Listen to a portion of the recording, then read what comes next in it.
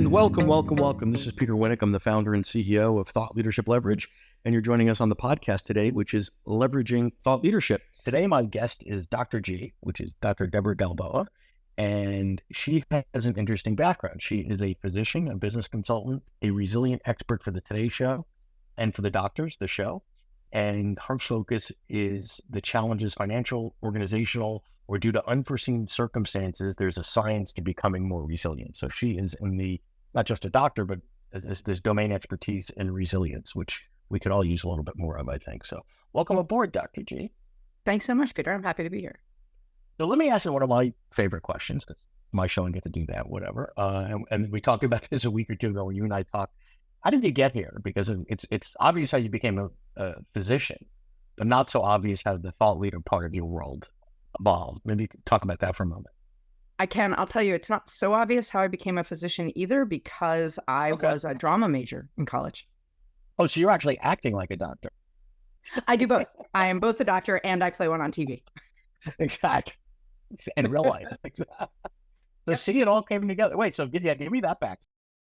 So that backstory is I got my undergrad from Carnegie Mellon University from the Department of Drama, Bachelor of Fine Arts, and I worked in theater and television for 6 years. And I got an amazing job at Second City in Chicago, which some of your listeners will know as the premier improv theater company in the country.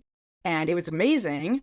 But after a couple of years, I thought, I want to do something different. And it was really one of the best jobs I could get in my field. So I had been a volunteer EMT. So I thought about being a paramedic. I called a couple of friends who were paramedics, and they said, you would be a terrible paramedic, which was really painful.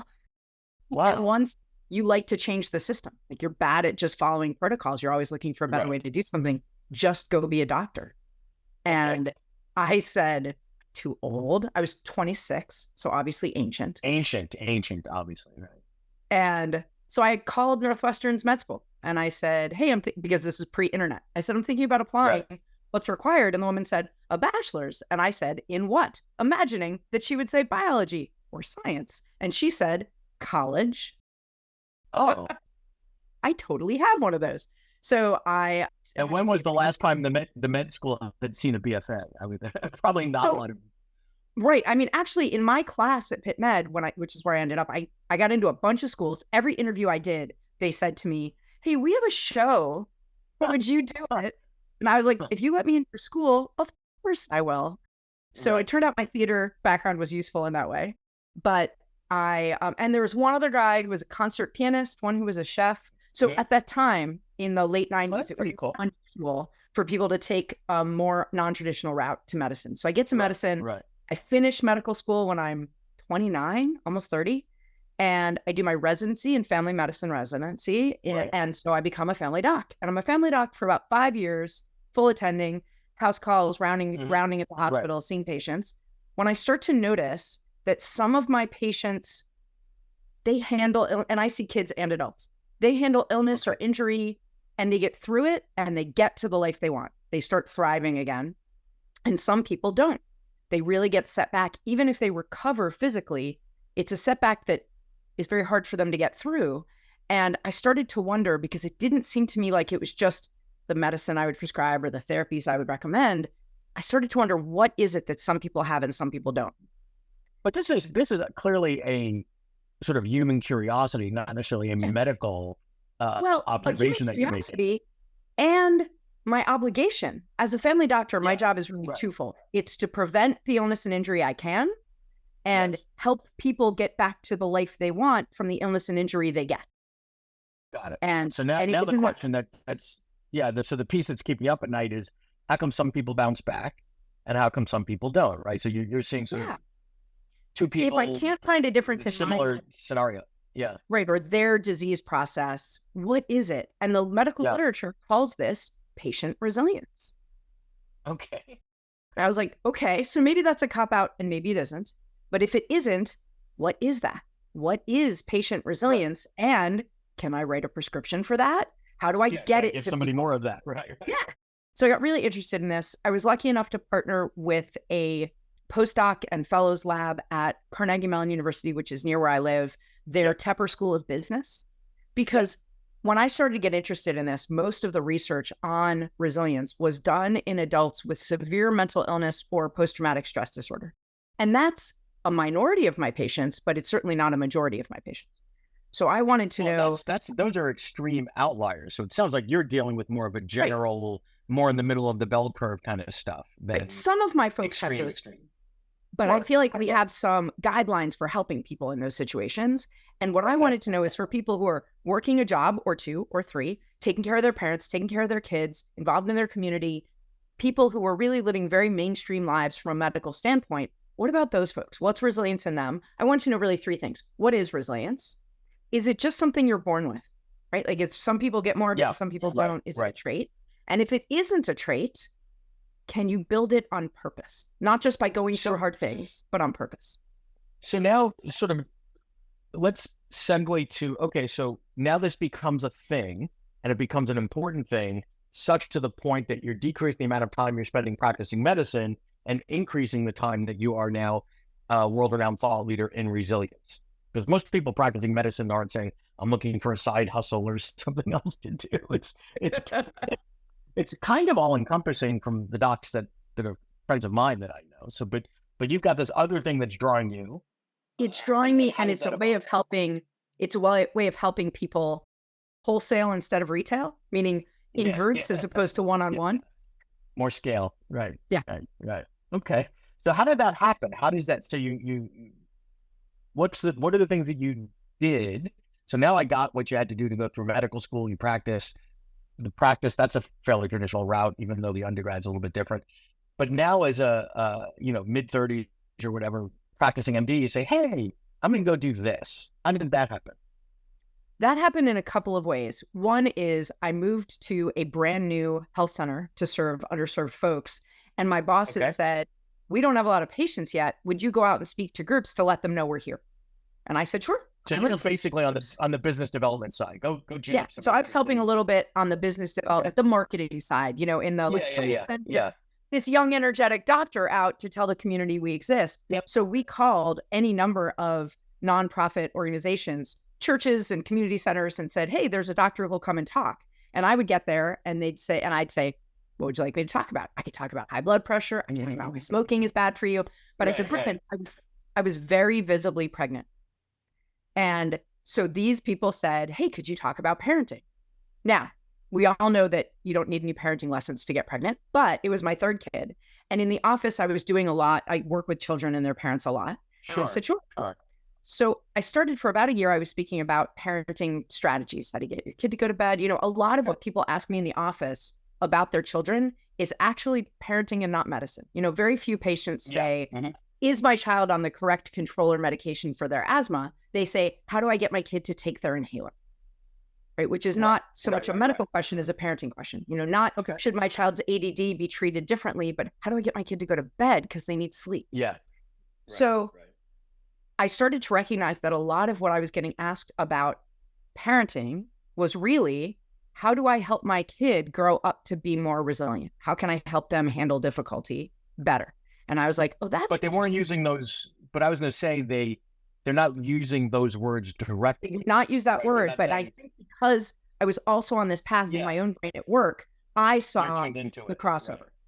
I don't know if I've ever heard a parent say, my kid has a resilience problem. They'll say, oh my God, little Billy doesn't go to sleep, or he doesn't do that, whatever. Right, or he melts down at the slightest thing, or he won't listen, or right. So I was like, basically, there are a lot of different philosophies out there about parenting, but every parent I know would like to raise their kid to be more respectful, responsible, and resilient.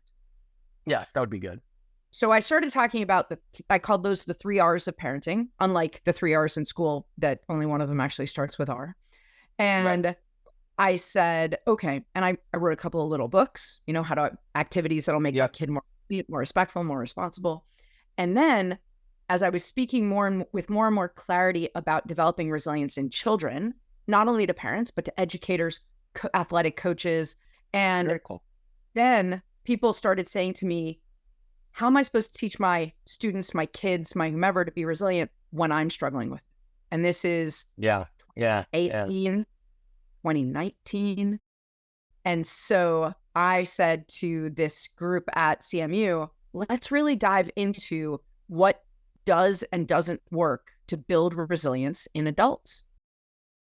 Got it. So that's the research piece of this. From a business model standpoint, I get what being a doctor is, right? You see patients, you get paid, or it takes you forever to get paid from insurance company, whatever. Right? How do you then decide, and what is the business models that you've chosen in this space? So for me, the easiest route, I thought I should write a book. I hate writing. Yeah. And then I researched selling a book because I can write whatever, and found that, you need a platform. So like 2011, 2012, you should write a parenting book. Do you have a book I could read? I guess I could write a book on all these questions I asked. I answer the same question times a month. Right. But to sell a book, you need a platform. So, okay, I can get somebody, undergrad to put together a website for me. I learned about Twitter, but really the best way to do it would be to speak. I love speaking. No problem. I started applying to conferences, offering to different institutions. So stay there a minute, because I think this is a critical point in that, yes, you absolutely need a platform. And many people, and I've talked more people out of this than anyone I know, say, and you have to have a book. And I love books. I read a couple of books a week, but it is not a prereq to be a thought leader to have a book. And I would say you have to find the modality that is comfortable for you. So for me, I'm pretty much a crappy writer, occasionally mediocre. And more importantly, I just don't enjoy it. But I do enjoy this. I enjoy having conversations. I'm fairly good on video, short form video, that kind of thing. So that's what I play, and that works for me. I've talked a lot of people out of writing books too. I think there are 3 good reasons to write a book. One, you're burning inside to do it. You have something you need to see between pages. 2, you want to have something to leave behind to keep people working on the concepts you're giving them as a consultant or a speaker. And a book is, in your mind, the best way to do it. 3, you want to prove credibility, because even though it's stupid in the time of self-publishing, and this happened to me, I was known as a parenting and a youth resilience speaker, but I was doing all this research, had all these thoughts and ideas and this knowledge to impart to adults. So I wrote From Stressed to Resilient, so that when I was pitching, I could say author of From Stressed to Resilient. And it did get me gigs that I would have not, and it got me media opportunities, not to talk about the book. I don't want to be on TV talking about a book, because then they only have you on as an author, and then you can only be on every time you write a book. That's not often enough for me, because media but it's a nice little, it's part of the intro. There's a graphic on the blurb if you're on the show, whatever, and so whatever. Maybe falsely, but people take it as credibility. Yeah. So it's not no reason, but if you're writing it to sell a bunch, or you're writing to make a lot of money, stop writing. No, I love it. So you've got the platform, but where I was going is that you spent a lot of time in the modalities that you enjoy, that you're comfortable with. And eventually you wrote the book for the other reasons, but you spent a lot of time. Yeah. But 4 of them I cheated. So yes. Okay. Arguably all 5 of them. Because meaning I wrote things that were 3-page chapters. And it's meant to go through it as a reference book, not as a read it from start to finish. Right, but it's still a book, and I would also argue that you did it somewhat forensically, right? You were, but I tricked myself 100 times. Right, by cheating, I mean I tricked myself into writing it. Right, and do it again, and do it again. If you're enjoying this episode of Leveraging Thought Leadership, please make sure to subscribe. If you'd like to help spread the word about our podcast, please leave a 5-star review at ratethis.com/LTL and share it with your friends. We're available on Apple Podcasts and on all major listening apps, as well as at thoughtleadershipleverage.com/podcast. So now let's get to, so the business model in this resilient expert space. Who pays you to do what? Okay, so I get paid often to speak at conferences, because what I help companies do is navigate change more competently. And every company needs that. They often really misunderstand the neuroscience that's behind resistance to change. Can I give you an example of like something leaders get wrong all the time about this? So leaders announce a change, a well-considered, well-researched, necessary change for their business. We're moving payroll companies. We are adding a product line. We're going to expand our market, whatever it is. We're bringing in a new leadership person. And then what happens? They get resistance, not universal resistance usually, but some people struggle. And then leaders think either, don't they trust me? Don't they know I asked all those questions about this organization, that I proved myself? You know, they see it as a betrayal of trust in their leadership. Or they think, what's wrong with these people? Why are they resistant? Why are they obstinate? Why are they old-fashioned? That's so obvious to me. You don't see it. Right. They think it's either a referendum on their own leadership or a referendum on those people's character. And it's neither. It's a reflex. It is a neurochemical reflex in the amygdala to be really suspicious of change. And the loss, distrust, and discomfort that people, those are the three safety mechanisms. As people express those, it gets in the way of relationships. And so the analogy I give from my office is I say, hey, you ever gone in for a well check? And if you came in to see me, you'd sit up on the table, we'd talk, I'd examine you, I'd take out my reflex hammer, and I would tap your knee. And if your brain and your leg is healthy, what would happen? Your leg pops up. You kick, right? Yeah. If I stood directly in front of you, Peter, and I tap your knee, what happens to me? What happens to you? You're going to get kicked. Right, I'm going to get kicked. But would you apologize for? No, you'd think, why did she stand right in front of me and make me kick her? As leaders, we announce change, stand right in front of our people and get kicked all the time. But let me ask you, so I love that. So let me ask you this then.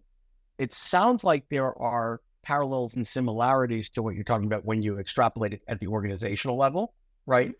To change management. So I personally believe that the brand change management has gotten beat up because when you ask people, hey, tell me about the last change initiative you went through at your last organization, people start twitching, PTSD. Nobody says, it was awesome. We got it done on time, on budget. It was the greatest 6 months of my career. It's twitching, it's stress, it's this, it's all this awful that comes up. So is resilience not just a rebranding of change management? It's not. So, I guess I don't know for sure, because what I have seen from the outside of change managers is they help you through one project, right? They come in and they project manage a change. And that's not what I do. I help, and who I usually end up working with the most, I do a little bit with the leadership because they need different vocabulary and different expectations about change so that they can, there's 5 inflection points, but where people usually muck it up is in the announcement, the navigation, and the recovery. They consider well, they decide well. Those 2 go great.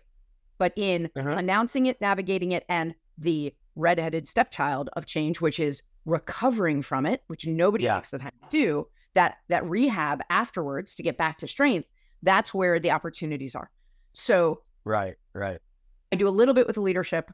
And that's usually company-wide, so everybody has different vocabulary. But it's really the middle management that struggles. The people who have to implement change but didn't get to choose it. They're the ones who need ongoing support in how to get more competent at this. So what is it? So this is what they're bringing you in for.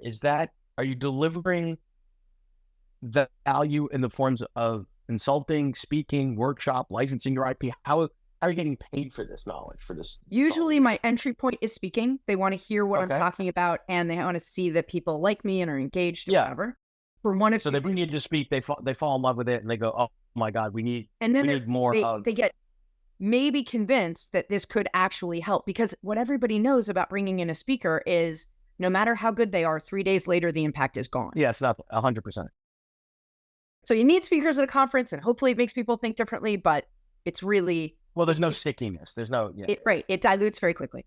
So once they see that and they say, we do want more of this, we do want this to be stickier and more long-lasting, then I either do one of 2 things. If it's the management that are saying, we're positive it's these people, I do what I call a change resistance exam. And I put everything in medical terms because most people have had an examination for a problem. I go in, I work with the leadership team. It's about 3 months. I can give them a prescription afterwards for what they can do without me to keep people to solve the problems I find that they're having. Instead of just giving a one-size-fits-all, here's a course, you can take it. That doesn't work. Change is a little too bespoke for that. What I more often end up doing is in a months or years long relationship with a company, and it's a retainer base. And so in terms of business model, it's simply a retainer because I give a lot of access. I'm used to doing house calls and I'm used to building phone calls. It doesn't stress me. And I don't know what people need as much as they know what they need. So we'll have some structure to it. I'm going to be at these 2 meetings you do a month. I'm going to give you one strategy to use per week or per month, depending on how deep we are, to strengthen your team so that this change goes better and so that future changes go better. I can't make people like change. I can make them more competent at navigating it and less overwhelmed by change. So you're developing the capability because I think that, and maybe this is the difference between the skill set. Management, resilience is change management is this point in time we're implementing a new CRM, whatever the external thing is. Let's get through this and move on. And you're like, yes, and the end is, and I'm going to leave you the capabilities of. Right. We're building a skill set. Yeah. Love it. And every once in a while, I meet a business leader who says, well, we don't have a lot of change right now, so this is the right time to work with you. Let's do it preventively. Right. And as a family doc, I like preventive medicine better than treating things. But very few people have resilience in their budget. How much are we spending on resilience? Well, and that's so. I think that's the issue with a lot of thought leadership is that there's 2 ways to do it. I've never met anyone that said I bought the burglar alarm the day before I should have been burglared. Right? You get the burglar on the day you come home to a broken window because now you spend the money on the pain point. Yeah. Exactly. But what I'm finding since the pandemic is that more and more companies accept that they won't at baseline do change well. What I found at first when I was in this is people saying, oh no, we have great culture. We have great company. I have great people. We're like a family. Nothing's going to hurt us. Yeah. We can manage. We're flexible and adaptable. We can handle anything. Yeah. And my answer to that is resilience is absolutely a growth commodity and you can build it on purpose. But just like the stock market, sometimes it crashes unexpectedly. Yeah. And I love it. So having those skills in place make a big difference. Yeah. Fantastic. Well, this has been great. I appreciate your time, Dr. G. And this has been fantastic. Thanks for sharing with us. Absolutely. To learn more about Thought Leadership Leverage, please visit our website at thoughtleadershipleverage.com. To reach me directly, feel free to email me at peter@thoughtleadershipleverage.com. And please subscribe to Leveraging Thought Leadership on iTunes or your favorite podcast app to get your weekly episode automatically.